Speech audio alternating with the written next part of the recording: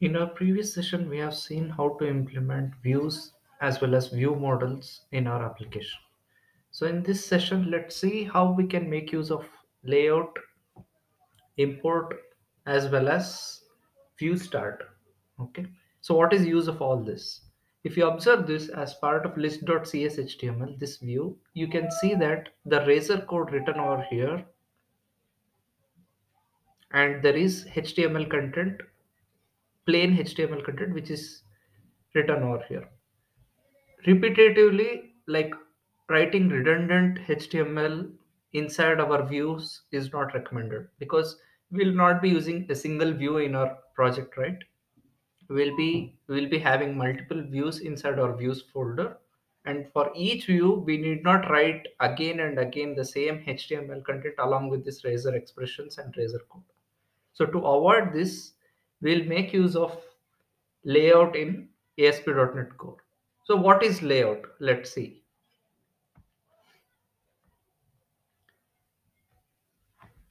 Okay, let's understand what is layout, view imports, and view start. Okay, layout is a template that views can refer to instead of adding HTML content in each of the views created for pages in our application. This layout template contains general markup, and other views can place their content inside this layout file. Usually, this layout will be placed in shared folder by default, as ASP.NET Core can read from it as per the convention. There can be multiple layout pages for an application. So let's see an example of layout template, how it looks like. Here you can see that there is a placeholder that is razor expression at the rate render body, which indicates where the view content will be placed. So whatever the view content which we want to display, that is the razor code which we had written inside our view, that will be rendered as part of this layout template, where you can see at the rate render body. Means it will be replaced by the view. Whatever the view content is there, that view content will be replaced here at the rate render body. Now, how to map views to the layout? When a view is rendered, ASP.NET Core automatically searches for view start file. So this view start file we have to place inside the root of our views folder such that a view is rendered by ASP.NET Core automatically. It is responsible for searching for the view and rendering it by making use of this view start file. Okay. Inside this view start file, we have to specify the name of the layout. In this case, we have provided, for example, by default, the layout name as underscore layout. So layout equals, this is our name, what we have provided for the layout. We have to specify over here. So this will be rendered by ASP.NET Core automatically. It will look for view start file and it will render this output by making use of this name, whatever we have provided the layout name. So next, what next we have to see? We have seen what is layout. We have seen how to map views to the layout by using that is view start file. What next? The next part which we have to see is what is view imports. Okay, we have to see what is view imports. In case of view imports, this file is used to include types like using at the rate using statement. These types will then be automatically be known when we added view code.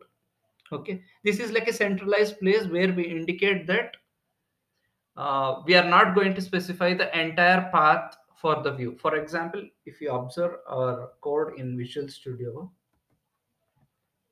if you see list.cshtml, here you can see that at the rate model we are providing from the project name dot view models dot groceries list view model. So instead of specifying complete path for this groceries list view model, we can just specify a centralized place, that is by using view imports file.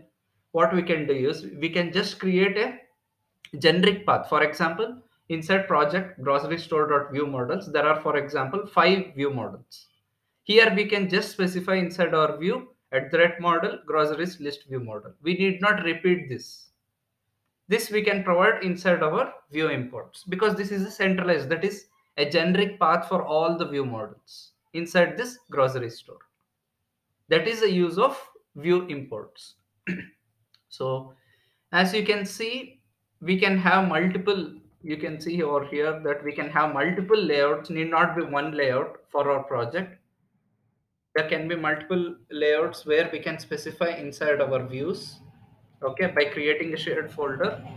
And inside that layout we have to specify at the rate render body, so that the view will be replaced at this at the rate render body wherever we are specifying inside the layout.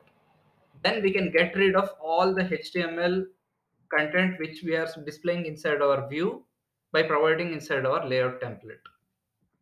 And next we have to map the views to the layout by using view start file.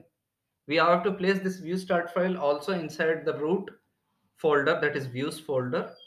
Okay. And after mapping this layout, what is the name of the layout we have to specify over here.